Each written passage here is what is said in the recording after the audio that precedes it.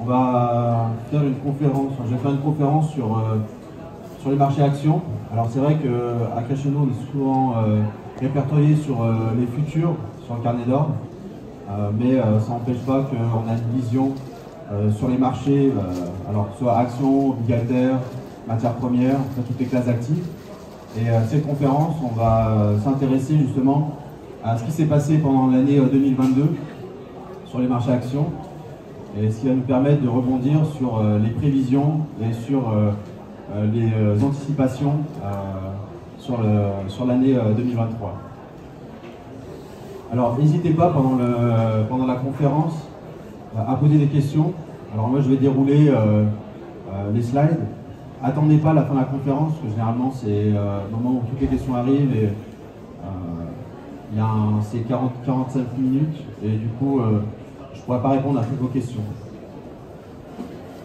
Donc pour ceux qui ont suivi les marchés actions en 2022, on a eu, alors je vais démarrer par d'abord une analyse de ce qui s'est passé en 2022 et ça nous permettra de comprendre ce qui va se passer en 2023 sur les marchés actions, mais par ricochet sur toutes les autres classes d'actifs, que ce soit sur le marché obligataire, l'or, qui sont les deux plus grandes classes d'actifs traitées par les institutionnels. Donc, comme on peut le voir sur ce graphique, de 2008, après la crise des subprimes, en enlevant le choc du Covid, on avait un marché actions qui montait graduellement, parce qu'on avait une politique monétaire qui était très très basse, donc des taux qui étaient très très bas, et des résultats d'entreprise qui étaient très élevés. Donc, jusqu'à la fin 2021, on a eu une hausse assez importante des marchés actions, qui était due essentiellement à la politique monétaire qui a été instaurée en 2008, après l'explosion de l'abus des subprimes avec des taux bas et une injection de liquidité.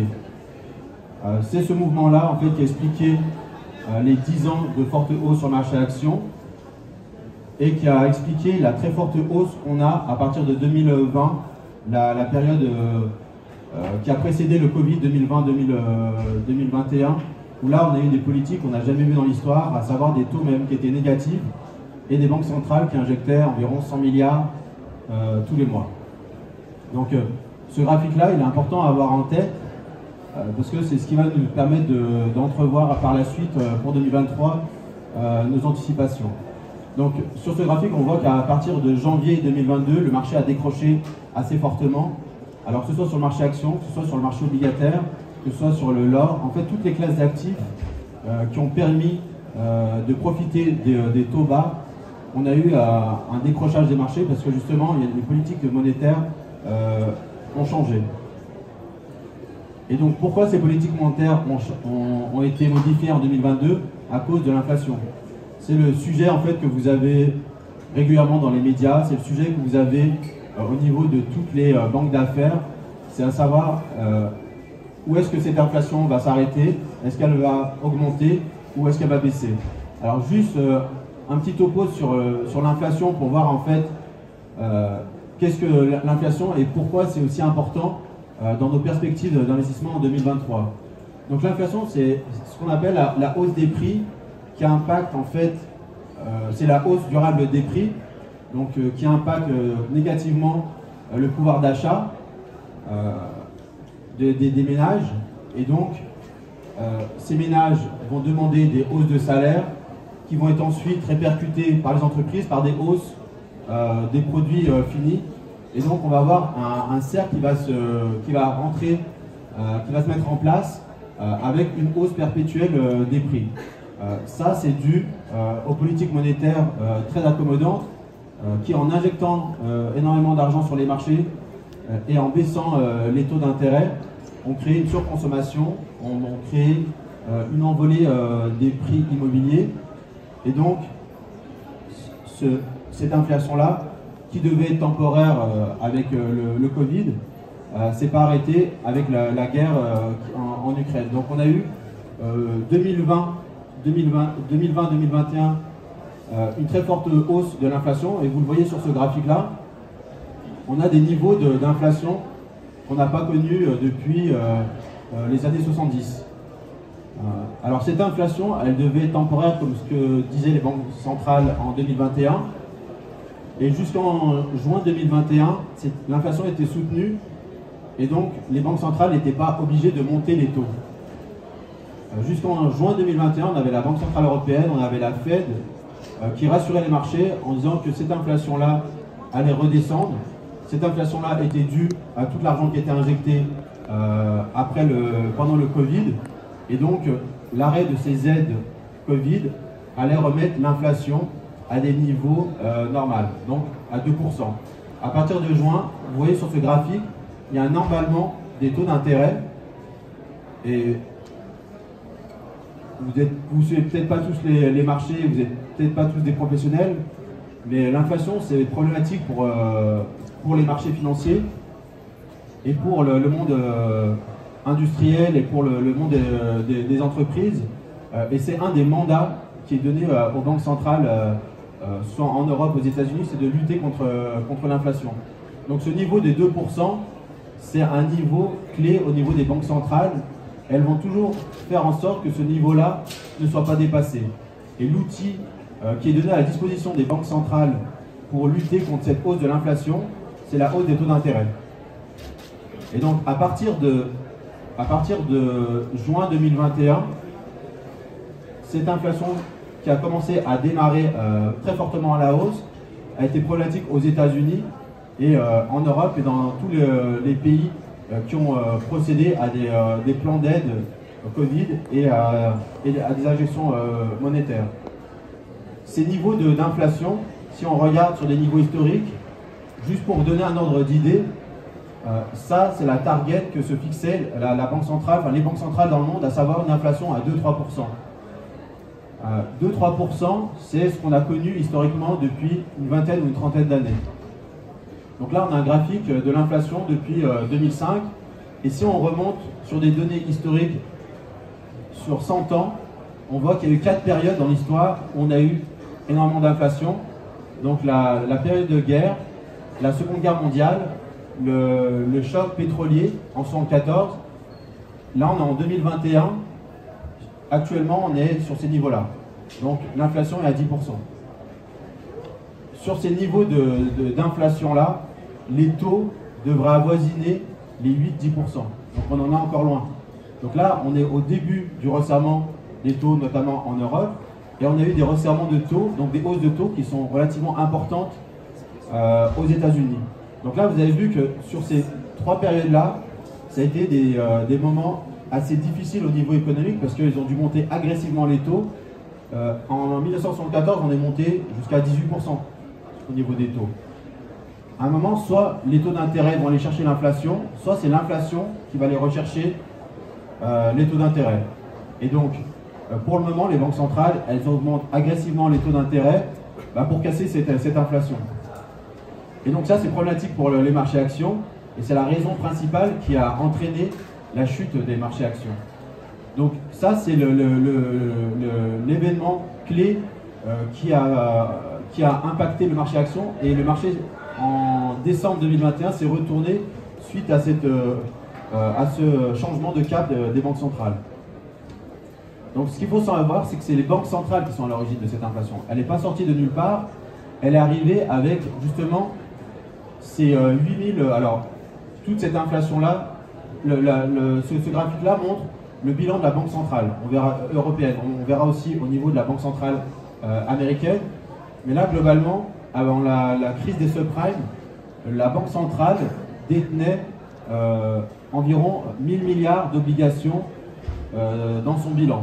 Actuellement, elle en détient 9000 milliards. Donc c'est autant d'argent, comme on dit, qui a été imprimé et introduit sur les marchés financiers. Et donc tout cet argent qui a été créé, que ce soit au niveau de la Banque centrale, donc ça c'est les 8000 milliards que la Banque centrale a créé pour sauver en 2008 la faillite de Lehman Brothers et qui a entraîné ensuite de façon systémique toutes les banques et le marché interbancaire. Après, il y a eu l'impression monétaire pour sauver la Grèce.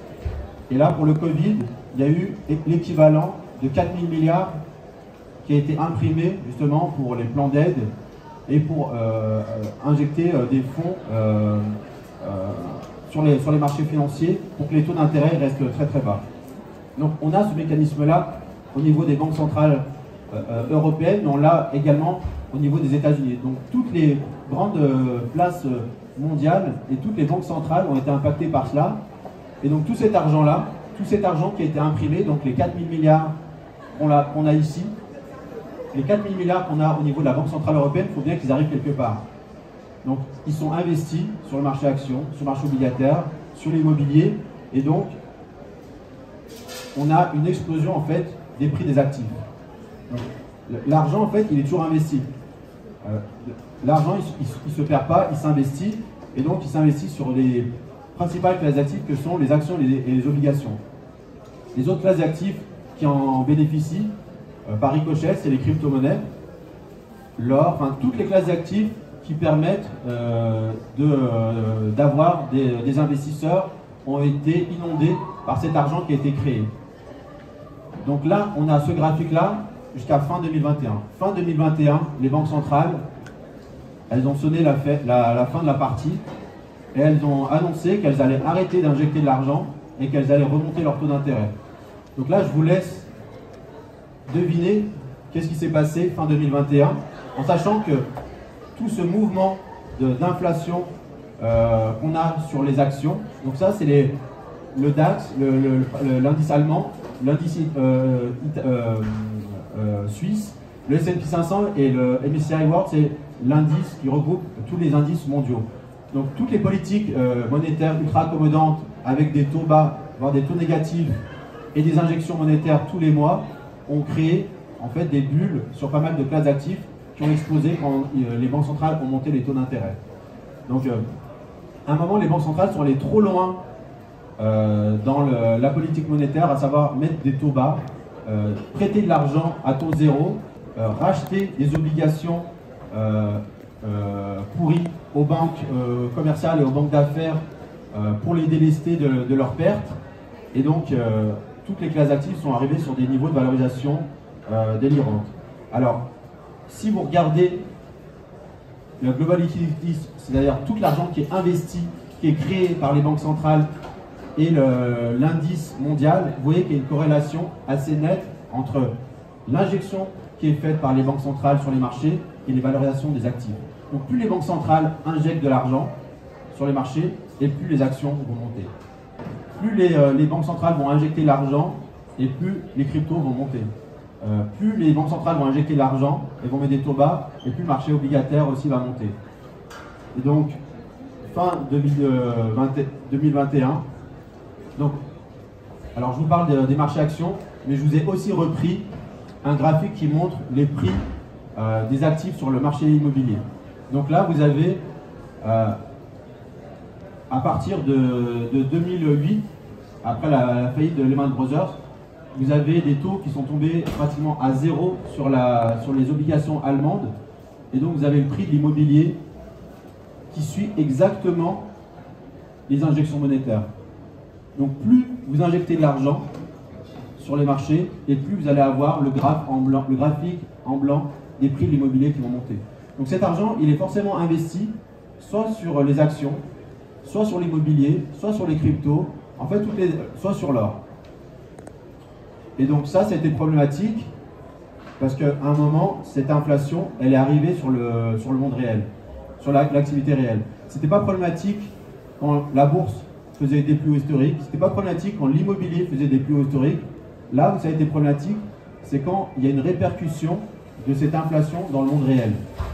Et c'est ce qu'on est en train de voir actuellement, et ça, c'est exacerbé avec la guerre en Ukraine, où il y a en plus les matières premières qui ont flambé, et on s'est retrouvé avec une inflation, comme on le voit sur ce graphique-là, où on se retrouve à un niveau de 10%, comme on a connu en 70, pendant la Seconde Guerre mondiale et la Première Guerre mondiale. Donc là, si les banques centrales n'interviennent pas, on va se retrouver comme dans les années 70, comme pendant la Seconde Guerre mondiale, la Première Guerre mondiale, avec des taux d'intérêt et une inflation qui va être galopante. Et donc, elles n'avaient pas d'autre choix que de stopper ça par des hausses de taux. Donc, les banques centrales, ce qu'il faut savoir, c'est que les banques centrales, actuellement, alors c'est assez paradoxal, mais leur objectif, c'est de créer du chômage. Elles sont obligées de créer du chômage en montant les taux d'intérêt pour justement casser cette inflation.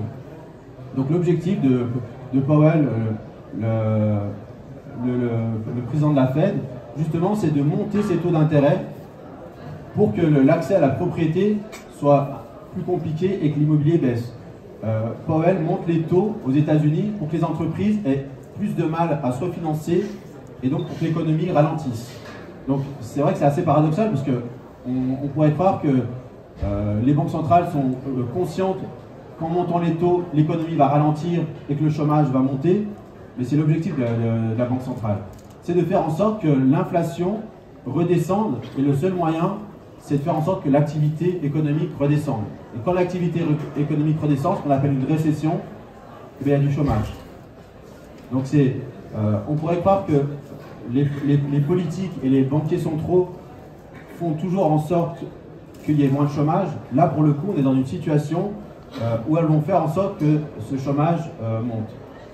On l'a eu comme en 2000, pendant la crise des subprimes en 2008, on a une forte remontée des taux. Donc aux États-Unis, on était à 0,25, là on est à 4%, c'est pas terminé. Les taux vont monter jusqu'à 5%, donc on a encore une marge de baisse sur les marchés actions. Donc je ne sais pas si vous avez tous suivi, mais cette hausse des taux d'intérêt, c'est ce qui a en fait entraîné un décrochage sur le marché actions. Alors pas que sur le marché actions, hein. On a une baisse. Alors, ça c'est ce qui s'est passé en 2021. Les banques centrales décident de monter les taux, et là vous avez une forte correction sur les marchés actions. Donc ça c'est le S&P 500, c'est les 500 plus grosses sociétés américaines.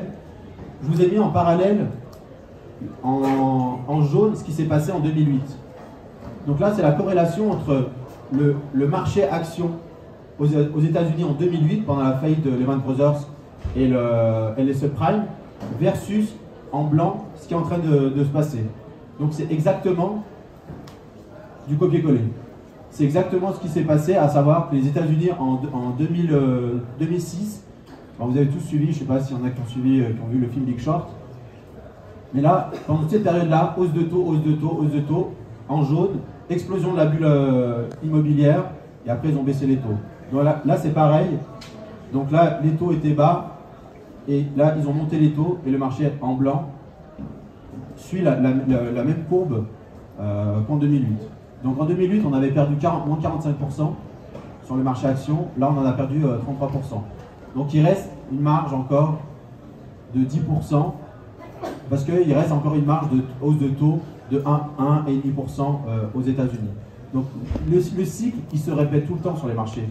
Et donc ce qu'il faut regarder, c'est est-ce que le cycle qu'on a connu en 2006-2008 est identique au cycle qu'on est en train de vivre.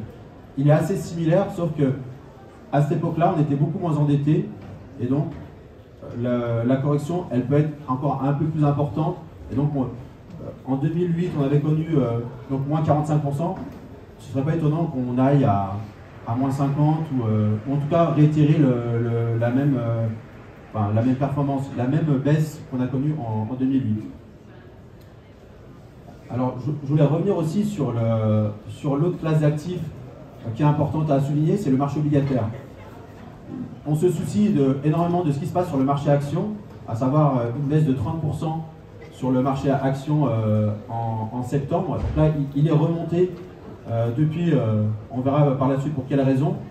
Mais le marché obligataire, on a connu en 2022 le plus gros crack obligataire de l'histoire. Donc on a perdu 15 000 milliards de valorisation sur le marché obligataire. Ce qui est normal, parce que tous ceux qui détenaient des obligations avec un rendement à 0%, c'est ce qui est à cette époque-là, 2020-2021, toutes ces obligations étaient émises avec des taux à 0, voire des taux négatifs. Donc les porteurs de ces obligations-là, quand ils ont anticipé qu'il allait avoir des hausses de taux, qu'est-ce qu'ils sont empressés de faire? Ils ont tous vendu leurs obligations pour en acheter un an plus tard avec des taux à 4%. Donc c'est ça en fait la chute du marché obligataire. Sur le marché obligataire, un krach boursier intervient quand on anticipe qu'il va y avoir des taux d'intérêt plus importants dans les prochains mois, les prochaines années. Et c'est ce qui se passe. Personne ne veut détenir ici des obligations émises avec des taux de rendement à 0, 1%, 2%. Tout le monde les vend pour en acheter. Actuellement, les émissions obligataires se font à 3, 4, 5%. Et donc, si les investisseurs anticipent que les prochaines émissions sont à 5, 6%, qu'est-ce que vont faire tous les investisseurs qui détiennent des obligations à 3, 4%? Ils vont les vendre. Et donc, ça va accentuer le krach obligataire. Donc, cette hausse de taux qu'on a connue en fin 2021, elle a impacté le marché actions avec une très très forte baisse qu'on a connue en l'espace de 9 mois. Alors après, il y a eu la guerre en Ukraine qui a accentué ça, mais c'est surtout la hausse des taux d'intérêt qui a impacté donc marché obligataire, marché actions, avec une baisse de 30%. Mais qui les achète si ça ne vaut plus rien, ces obligations? Vous dites que tout le monde les a vendues, mais qui les a achetés? Non, quand j'ai dit tout le monde les a vendus, il y a toujours quelqu'un qui achète. Après, celui qui achète là, il fait quoi dans le pari en fait? Quoi qu'il arrive, quand il y a un vendeur, il y a un acheteur. Donc ici, tout le monde se déleste de ses obligations.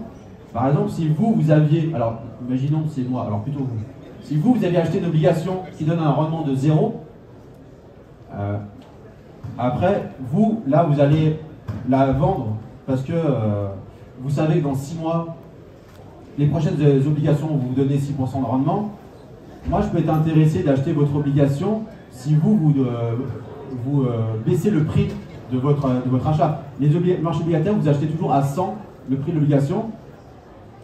Et donc, ce prix-là, même si est à maturité, l'émetteur me la rachète à 100. Donc vous l'avez acheté à 100, par exemple à la France, l'obligation française. La France s'engage à vous la rembourser à 100, mais dans 10 ans.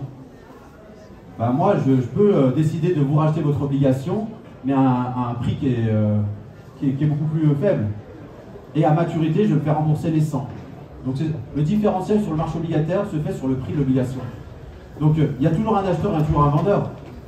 Par contre, ceux qui ont acheté des obligations à 0, ben, ça va être dur de les vendre sur le marché à 100, parce que moi je peux en acheter à 100 alors qu'elle me donne 6% de rendement. Donc sur le marché obligataire, c'est un peu technique.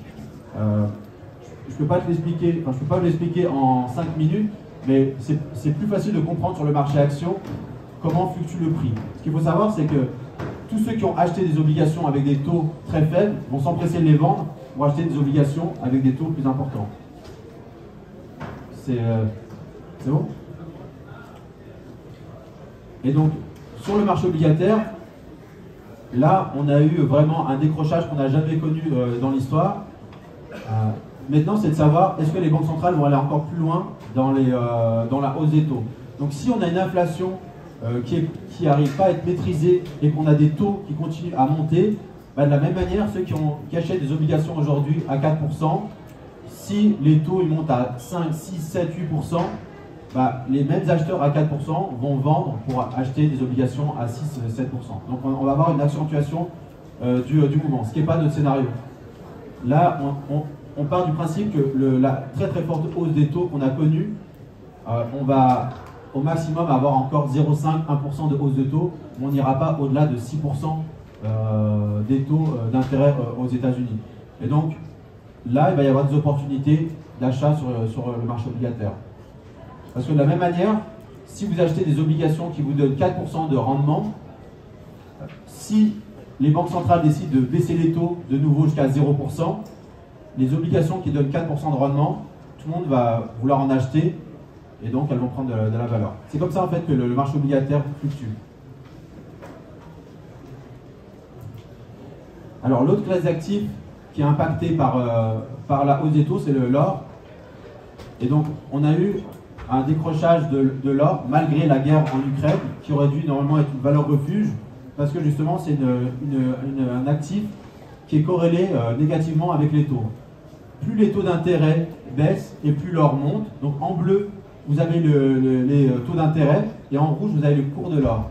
Donc quand vous avez le prix, les taux d'intérêt qui montent, donc vous avez l'or qui descend et vice versa. Donc on a eu ici, alors l'or, hors événement Ukraine, aurait dû descendre à 1200. Si on avait eu une hausse de 4% des taux aux États-Unis, on aurait eu un décrochage beaucoup plus important sur l'or. Ce qui a permis à l'or de baisser, alors il a quand même baissé assez fortement, on a perdu presque 17%. Ce qui a maintenu le prix de l'or, c'est le risque géopolitique et l'Ukraine. Dans des cas de très très forte hausse de taux, on a vraiment l'or qui décroche énormément parce que c'est un actif qui ne détache pas ni dividendes ni coupons. Et donc, quand on a la possibilité d'acheter une obligation qui donne 4% ou 5% de rendement, il n'y a aucune raison de détenir de l'or qui ne donne aucun intérêt et aucun coupon. Donc, si demain vous voulez investir sur l'or, il faudra attendre que les taux d'intérêt baissent de nouveau. Si la poursuite des taux d'intérêt monte, vous aurez un décrochage de l'or. Et si la guerre en Ukraine se termine et que les taux d'intérêt aux États-Unis montent fortement, on peut avoir un décrochage qui se fait sur l'or à 1400, 1500 ou même 1200. Donc ceux qui traitent le gold, ils regardent essentiellement les taux d'intérêt et les fluctuations des taux d'intérêt. Est-ce qu'ils vont monter ou est-ce qu'ils vont descendre? Donc après, pour revenir à nous, ce qui nous concerne, à savoir le marché action, ce qu'il faut noter, c'est que là, vous avez ce chart-là qui vous montre le PIB mondial. Donc je ne vous fais pas de dessin, mais les États-Unis, la Chine, c'est eux qui font le gros du PIB mondial. Ce PIB mondial, on a eu une correction assez forte sur le marché action en Chine et une correction, on va dire, assez mesurée pour le moment, même si 20-25% c'est quand même assez important sur le marché action. Mais le gros de la correction a été faite en Chine et on va dire qu'il reste encore une marge de manœuvre de correction qui va se faire aux États-Unis. Et donc, un chart qui vous permet de voir un petit peu où on en est au niveau de la Chine. Mais l'indice Hang Seng était à 11 000, on est à 3 000. Donc l'excès qu'on avait sur le marché immobilier, l'excès qu'on avait sur les valorisations en Chine, il a été corrigé. Et donc maintenant, si l'inflation redescend et que les banques centrales baissent les taux, il y a des points d'entrée sur le marché chinois, par exemple, qui offrent des multiples de valorisation, mettons, qui sont très raisonnables. On est revenu au niveau de 2015. Et de la même manière, aux États-Unis, il y a un graphe qui est assez parlant. En bleu, c'est la bulle Internet. C'est la bulle Internet des années 2000. Donc la bulle Internet des années 2000 versus en blanc, on va dire les GAFAM, les plus grosses sociétés américaines, c'est un peu la même chose que le S&P 500 que je vous ai montré tout à l'heure en 2008, c'est la même correction. Et ce qu'il faut savoir, c'est qu'après cette correction en bleu qu'on a connue en 2003, on est monté ici sur le Nasdaq. Donc les marchés sont cycliques, il y a toujours des hausses et des baisses, il y a toujours des bulles qui finissent par exploser, et de la même manière, cette bulle a explosé avec la hausse des taux d'intérêt aux États-Unis. En blanc, donc en bleu, c'était en 2000 la hausse des taux qui a fait péter la bulle Internet. En 2008, la crise des subprimes, c'est la hausse des taux qui ont fait péter la bulle immobilière. Là, c'est pareil, c'est la hausse des taux qu'on est en train de subir qui font dégonfler toutes les bulles. Mais ce qu'il faut voir, c'est que chaque fois qu'on a eu une explosion de ces bulles-là, c'est à ce moment-là en fait qu'il y a des opportunités d'achat. C'est pas ici. Donc c'est vrai que le climat, quand on est sur ces niveaux de valorisation-là, il va y avoir des faillites en 2023, il va y avoir pas mal d'entreprises qui vont être achetées, et c'est à ce moment-là que les banques centrales vont arriver et qu'elles vont commencer à baisser les taux d'intérêt, et là on va avoir un nouveau cycle qui démarre. Alors, pourquoi je parle de baisse de taux alors que là, dans tous les magazines, vous entendez parler de hausse de taux, vous entendez parler d'inflation? C'est que les marchés sont cycliques et on a un chiffre qui est tombé le mois dernier, alors pour ceux qui suivent les marchés, sur l'inflation. Ce chiffre-là, pour la première fois, alors aux États-Unis, on a eu une baisse de l'inflation. Alors, je vais être assez mesuré au départ, mais on avait une inflation qui était attendue à 8,2, on a 7,7. On a un trend qui va commencer à se retourner. Si l'inflation retombe à 3-4%, on aura les banques centrales, alors qui ont fortement monté les taux. Alors peut-être elles vont encore continuer à monter les taux pour faire descendre ce taux-là, qui est à 7,7, le faire descendre à 3-4%. Mais une fois que ce taux d'intérêt sera à 3-4%, bah, elle va rebaisser les taux. Parce que l'économie réelle repartira sur un nouveau cycle et la bourse repartira sur un nouveau cycle. Donc les marchés actions sont vraiment liés aux politiques monétaires. Alors ce qui se passe aux États-Unis est différent de l'Europe. En Europe, on a encore une inflation qui continue à grimper. Donc qu'est-ce qui va se passer? Au mois de décembre, la Banque Centrale Européenne va monter ses taux d'intérêt. Et donc les hausses de taux vont faire corriger tout le compartiment des actions en Europe. Mais cette inflation-là qui est à 10,6, elle va pas rester à 10,6. Si la Banque Centrale monte ses taux, bah, vous les premiers, si demain votre prêt immobilier, vous l'aviez à 1% et qu'on vous le met à 5%, bah, peut-être que votre prêt ne passe pas, donc vous n'achetez pas d'appart. Donc vous ne participez pas à l'inflation du prix de l'immobilier, vous consommez moins, et donc l'activité ralentit, et quand l'activité ralentit, bah, les prix des actions chutent, et après les banques centrales arrivent et elles baissent les taux. Donc en fait, on a un peu au niveau des banques centrales, elles ont le rôle de pyromane et de pompier en fait. Donc là, c'est plutôt pyromane dans le sens où elles montent les taux d'intérêt, elles font baisser les prix des actifs, mais elles seront là pour ensuite baisser les taux d'intérêt et faire repartir la machine. Le pire pour une banque centrale, c'est de ne pas intervenir, de laisser partir l'inflation, de perdre toute crédibilité et de basculer dans quelque chose où elle ne peut plus intervenir, ce qu'on appelle l'hyperinflation. Le pire pour une économie, c'est d'avoir une hyperinflation. Comme on a actuellement au Venezuela, comme on a actuellement en Turquie, en Iran. Alors c'est une inflation à 3 chiffres. On a des inflations à 300%, on a même des inflations à 1000%, 10 000% au Venezuela, parce que les politiques monétaires, elles n'ont pas marché. Il y a une perte de confiance dans le système, et donc après, bah, le prix des actifs, bah, ils explosent parce qu'ils injectent de plus en plus d'argent. Donc ce graphique-là, quand je vous indique que les cycles sur les marchés actions, c'est généralement ça suit le cycle économique. Le cycle économique, c'est 8-12 ans. Donc à chaque cycle économique, on est dans une bulle, les banques centrales montent les taux, explosion des bulles, récession, les actifs s'effondrent, les banques centrales baissent les taux et l'économie repart. Alors vous allez me dire, mais pourquoi les banques centrales montent les taux? Justement, c'est pour éviter le risque hyperinflationniste.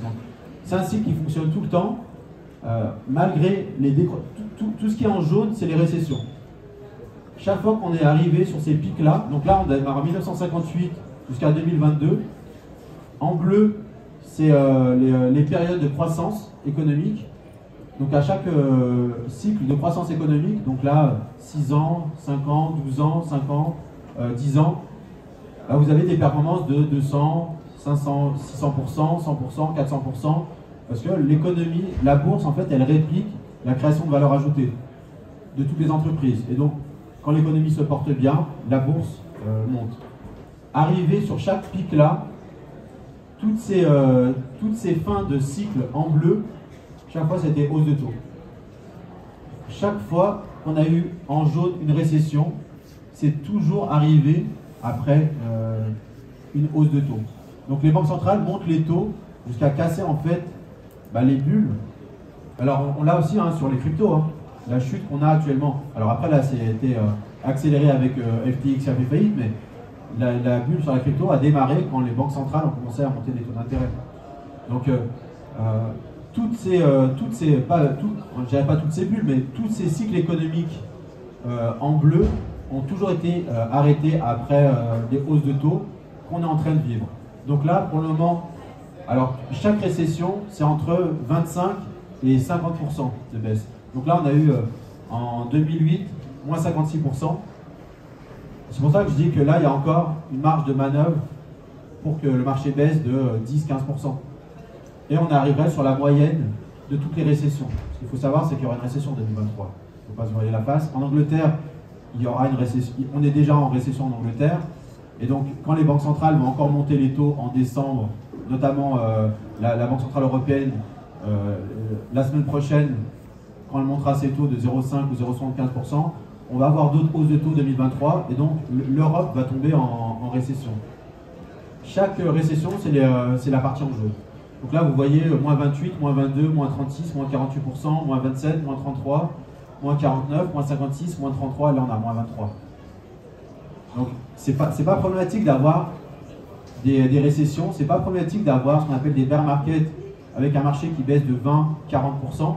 Ce qui est problématique, c'est d'être obligé de vendre sur ces cycles quand on est à moins 56. Alors vous, en tant qu'investisseur, quand on arrive sur comme en fin 2021 et qu'on est au plus haut historique et que les banques centrales disent on va monter les taux, c'est là que tous les asset managers et que tous les professionnels font une rotation de portefeuille et vendent les classes d'actifs risqués pour ne pas prendre la baisse des moins 20, moins 30, moins 40%. Donc si vous voulez rentrer sur le marché action, bah, c'est le moment on va dire optimal, c'est justement quand on rentre en récession et que les banques centrales commencent à baisser les taux, c'est le meilleur moment. Alors ce qui est difficile, c'est qu'à ce moment-là, il n'y a que des informations négatives. C'est-à-dire que vous ouvrez un journal, c'est la fin du monde, vous allumez la télé, c'est la fin du monde, toutes les boîtes font faillite, les boîtes licencient, mais en réalité, généralement, on est à ce niveau-là. Et donc, les cycles, l'économie arrive toujours à se renouveler. Par contre, les bulles, elles sont toujours retracées. Donc là, on a eu sur les cryptos, sur l'action, on n'a pas terminé. Sur le marché obligataire, on était dans un excès sur l'immobilier, qui va être la prochaine classe d'actifs qui va corriger. Mais ce qu'il faut savoir, c'est que même sur des crises comme on a vu en 2008, alors là, il n'y a pas la crise de 29. Et pareil, la crise de 29, c'était hausse de taux d'intérêt. On est toujours ressorti de ces crises-là par des cycles de 6, 8 ans, 12 ans de hausse. Ce qu'il faut savoir aussi, c'est que là, sur ces graphiques-là, vous avez où s'investit l'argent en fait. Toutes les grandes banques, tous les asset managers, elles détiennent des euros, des dollars, des yens, et elles investissent soit sur le marché action, soit sur le marché obligataire, soit sur le crédit. Et les marchés actions, ça reste la classe d'actifs préférée des investisseurs. C'est la classe d'actifs qui donne le meilleur rendement. Et donc, historiquement, ça va être toujours la classe d'actifs où les investisseurs vont rentrer en premier quand on est en fin de cycle, en fin de récession et quand il y a un redémarrage de l'économie.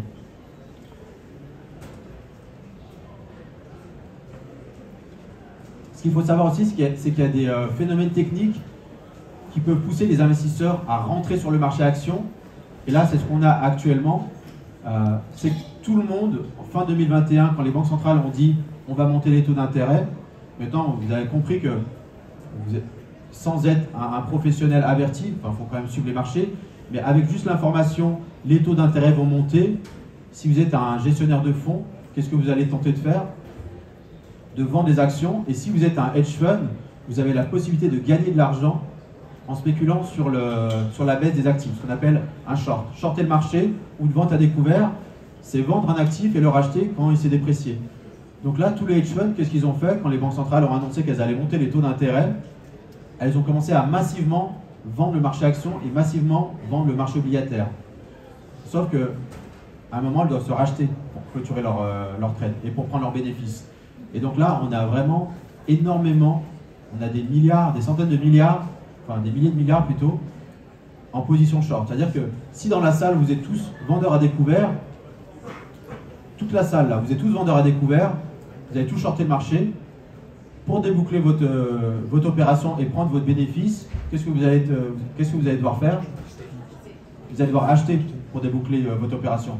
Et donc si vous mettez tous à acheter pour déboucler votre position, le marché il remonte. Et donc là, c'est ce qui se passe actuellement. Là, actuellement, on a ce qu'on appelle un short squeeze, c'est-à-dire que tous les hedge funds qui ont shorté début d'année, on est en fin d'année, débouclent leur position en rachetant leur short. Et donc ça fait monter le marché action. Donc c'est un article qui est sorti la semaine dernière. Donc il montre que là, on a depuis octobre, et notamment l'information selon laquelle l'inflation commence à se réduire et donc ça va donner la possibilité aux banques centrales d'arrêter ou alors de modérer la hausse des taux, les hedge funds commencent à racheter leur position short. Et peut-être qu'ils reviendront short si l'inflation revient sur le devant de la scène et que les banques centrales sont obligées de remonter les taux. Les hedge funds se remettront à vendre à découvert pour jouer la baisse du marché. On gagne de l'argent sur les marchés en achetant un actif et en attendant qu'il s'apprécie, mais on gagne de l'argent aussi en vendant un actif et en attendant qu'il se déprécie.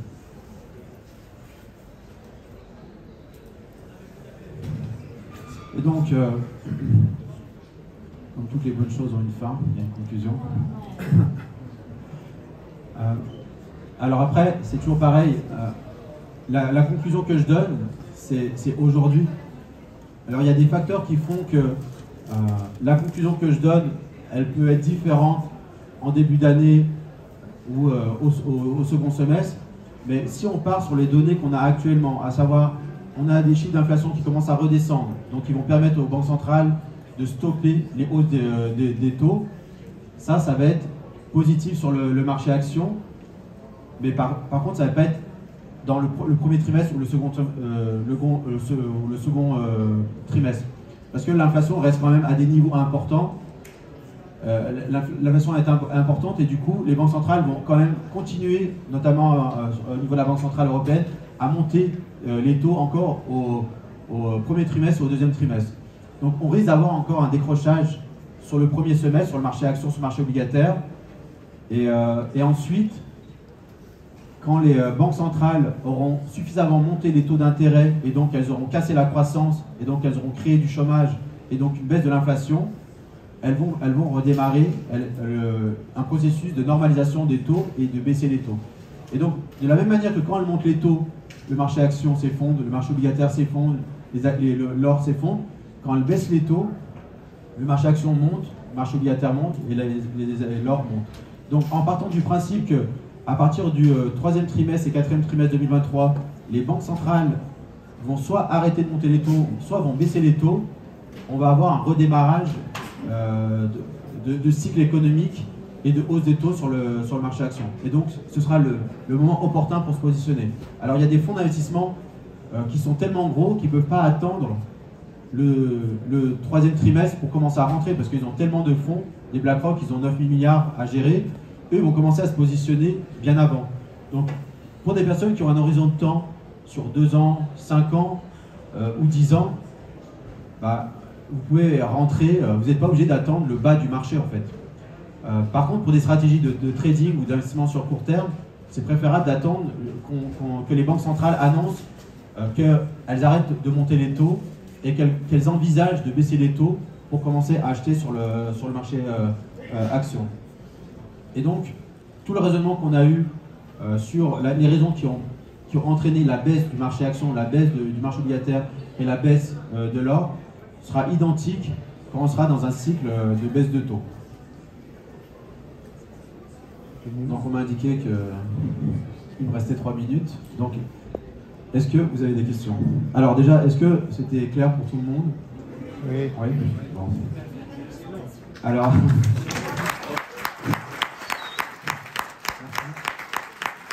Est-ce que vous avez des questions? Oui. Bonjour. Merci. Est-ce que c'est faux de penser qu'en fait on est complètement manipulé par les banques centrales? Alors ça c'est le passage illuminatif. Non, on n'est pas du tout manipulé. Non, justement, c'est leur travail. La peur des banques centrales. On paye leurs excès. Alors oui, c'était exactement le titre. Mais par contre, j'ai pas utilisé le terme. C'est ce que je mettais. Les banques centrales sont à l'origine de l'inflation. Donc après, je dis pas que c'est manipulé. Par contre, elles ont fait des erreurs.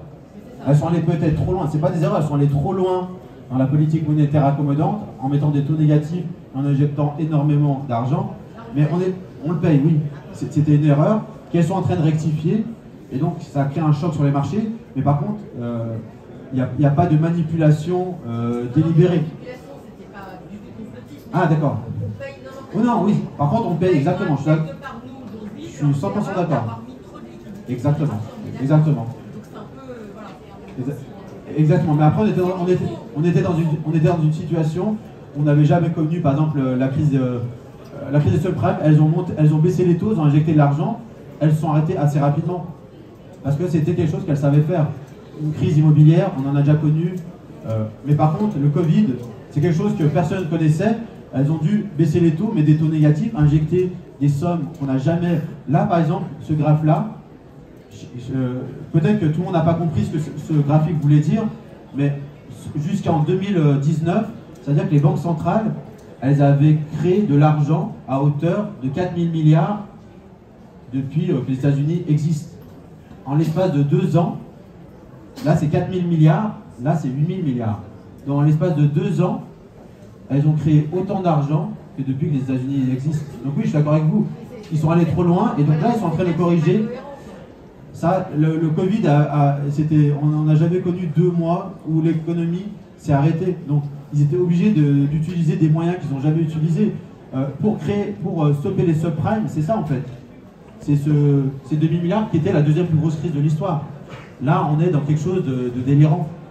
Mais on était dans une situation que personne ne connaissait. Et donc, oui, je suis tout à fait d'accord. Ils sont allés trop loin. Là, ils corrigent les excès. Et ces corrections qu'ils sont obligés de faire va avoir un impact sur le marché actions obligataires. Il n'y a pas que ça, parce que moi, il se trouve qu'à titre personnel, ils sont en train de rénover une maison. C'est un cauchemar. D'accord. Il n'y a plus de délai, il n'y a pas de prix, il n'y a pas de matériaux, il n'y a pas de... Ouais, ça, je suis d'accord avec. Là, c'est bienvenue dans un truc où moi, je me tiens, c'est un cauchemar. Ouais, je suis... Il est un entrepreneur. Oui. Il a tout, lui.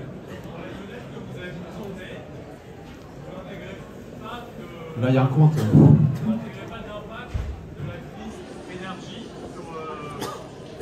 Si, je le prends. En fait, ici, je le prends en compte ici, en fait. Là, ici, jusque-là, c'était la politique monétaire de la Banque centrale.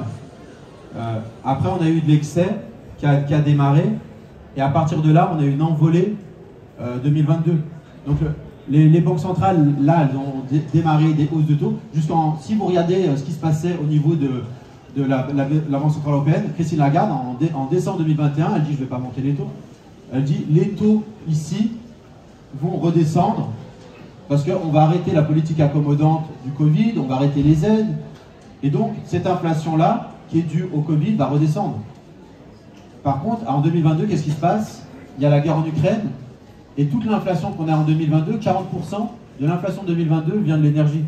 Et là, les banques centrales, ça y est, à l'unisson, elles décident de monter les taux, mais agressivement. On n'a jamais connu des hausses de taux aussi importantes. Ce qu'il faut savoir, c'est que normalement, les hausses de taux se font de 0,25 en 0,25 à chaque réunion. Là, à chaque réunion, c'est 0,75 par 0,75. On a même eu, sur la dernière réunion, est-ce qu'ils allaient monter les taux de 1%? Justement, donc c'est pris en compte.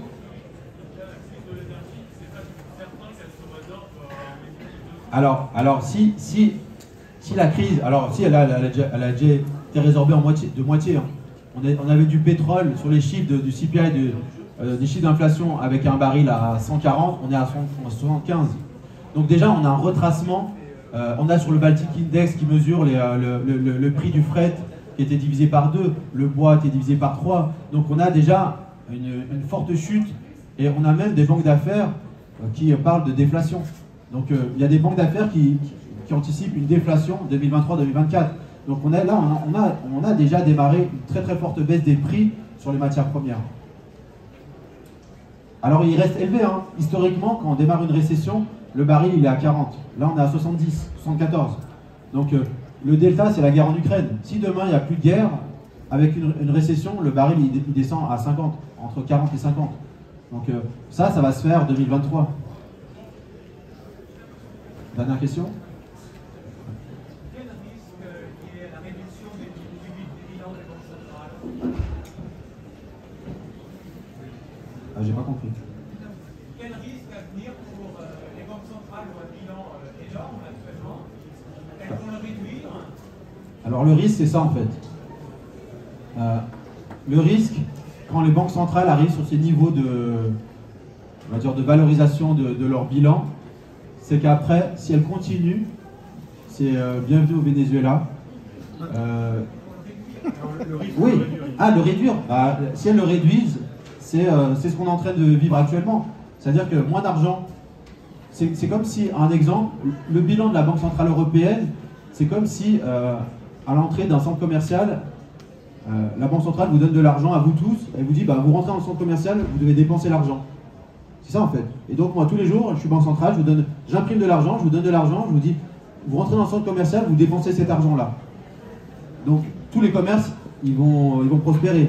Demain, j'arrête de vous donner de l'argent, bah, vous rentrez dans le centre commercial, vous n'avez pas un radis, vous consommez moins, donc les commerces, bah, ils font moins d'argent. Donc mécaniquement, si vous regardez, il y a des graphiques qui montrent la corrélation entre les marchés actions et le bilan des banques centrales. À chaque fois qu'il y a une réduction, le marché décroche. Par exemple, ici, ici, quand la Fed a démarré, ici, juste cette réduction de son bilan, le S&P a perdu 20%. Donc c'est mécanique. Mais la Banque centrale ne va pas le faire, elle ne va pas se débarrasser de ces 8 000 milliards, ça, elle en a pour 50 ans. Donc elle va le faire graduellement, à part s'il y a une autre crise qui démarre, et puis qu'elle soit obligée encore d'injecter de l'argent.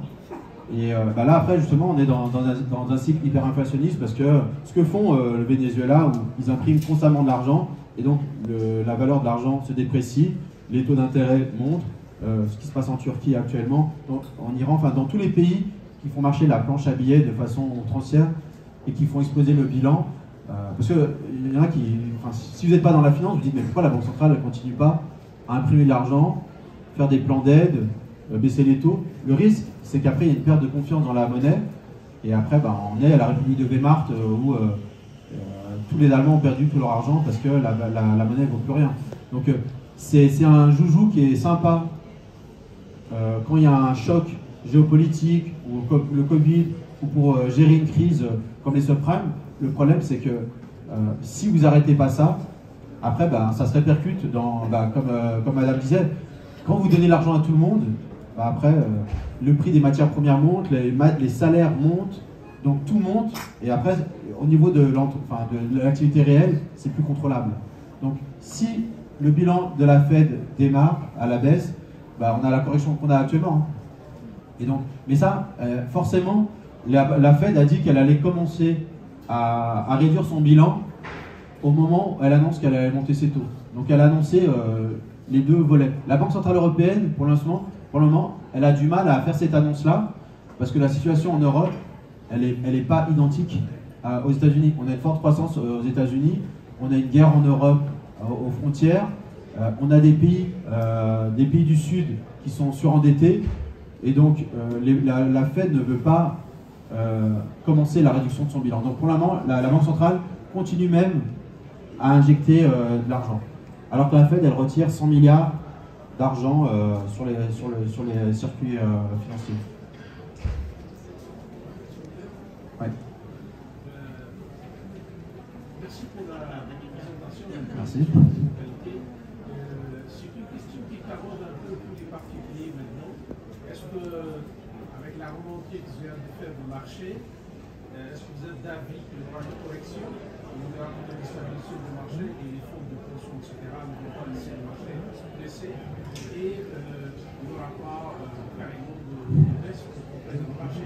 C'est un peu la question. Je refais la conférence alors. Il y en a qui l'a enregistré, monsieur. Tout va dépendre de. Maintenant, si les banques centrales elles continuent à monter les taux, oui, les banques. Ouais. Ah, les semaines qui viennent. Ah, vous voulez le numéro du tiercé. Je veux les numéros du tiercé pour demain. C'est ça. C'est ça la question. Voilà. Voilà. Là, en fin d'année, de toute façon, c'est ce qu'ils appellent le rallye de fin d'année. Donc là, il y a toute la trésorerie de tous les real money, de toutes les banques qui s'investissent. Donc on n'a pas de risque de crack. Même après le 11 septembre, même en 2008, novembre-décembre, les grands fonds de pension n'ont pas le droit d'avoir de la trésorerie pas investie. Donc, ils investissent soit sur le marché obligataire, sur le marché action. Donc, il y a des flux de trésorerie qui vont s'investir sur le marché action. Maintenant, ça va être 2023. Si l'inflation, maintenant, si vous regardez, si vous êtes investi, c'est tous les chiffres d'inflation. Aux États-Unis, en Europe, si vous avez des chiffres d'inflation qui redémarrent à la hausse, on va avoir des taux d'intérêt qui vont monter et on va avoir des marchés actions qui vont continuer à baisser. Donc ce qu'il faut, c'est monitorer ces chiffres-là. Ça, à part si vous avez des contacts qui peuvent vous les donner avant, mais ce qu'il faut, c'est attendre ces chiffres-là et après prendre des positions par rapport aux chiffres qui vont tomber. Là, pour le moment, on a des chiffres qui donnent un ralentissement de l'inflation. Et ce que je disais, c'est qu'on n'est pas à l'abri. Alors, aux États-Unis, en Europe, on a l'inflation qui continue à monter. Alors, si l'inflation continue à monter, l'inflation ne peut pas rester à 10% en Europe. Si c'est 10%, la Fed, elle va monter ses taux, jusqu'à casser la croissance et casser cette inflation. Et là, pour le coup, vous allez avoir un marché action qui va continuer à s'effondrer. Donc, pour le moment, on n'a en Europe aucun signe de ralentissement de l'inflation, voire on a une hausse de l'inflation. Là, on est à 19. Donc, tout va dépendre des chiffres d'inflation. Après, la Banque centrale américaine a monté ses taux bien avant la Banque centrale européenne. Et donc, pourquoi l'inflation redescend aux États-Unis? Parce qu'elle a monté ses taux un an avant. Donc, il y a un an de hausse de taux qui a permis à l'économie de ralentir. La Banque centrale vient juste de démarrer ses hausses de taux. Dès que les taux vont remonter à 3-4% en Europe, l'inflation ne va pas rester à 11%. Alors c'est problématique parce que 11%, comme disait madame, après dans la vie réelle, c'est un problème parce que c'est les salaires qui montent d'autant, les matières premières qui montent d'autant, les marges des entreprises qui baissent d'autant, et donc ça dérègle tout le circuit de l'économie réelle. Donc, alors, si vous voulez acheter, il faudra peut-être attendre, comme je disais dans la conclusion, on va avoir encore des hausses de taux, et les hausses de taux, ça impacte toujours négativement les marchés actions. Donc la bonne surprise, ce serait une chute début d'année de l'inflation, parce que les matières premières, la guerre qui se termine par exemple, guerre qui se termine, les matières premières qui s'effondrent, une récession qui fait qu'il y a du chômage, donc les salariés ne demandent pas des hausses de salaire, les entreprises qui n'arrivent pas à vendre leurs produits finis, qui vont baisser les prix de des voitures pour les vendre, etc., qui vont faire que les prix vont redescendre. Et là, les banques centrales qui vont dire, bon là pour le coup, on arrête de monter les taux, on va baisser les taux, et là on a un redémarrage sur le marché action. Après, si vous ne faites pas du trading, c'est pas dérangeant de rentrer, comme je disais, avant. Par contre, si vous faites du trading, vous mettez du levier dans vos investissements, vous ne pouvez pas vous permettre de perdre 10%, parce que c'est problématique. C'est bon? Merci beaucoup. Merci.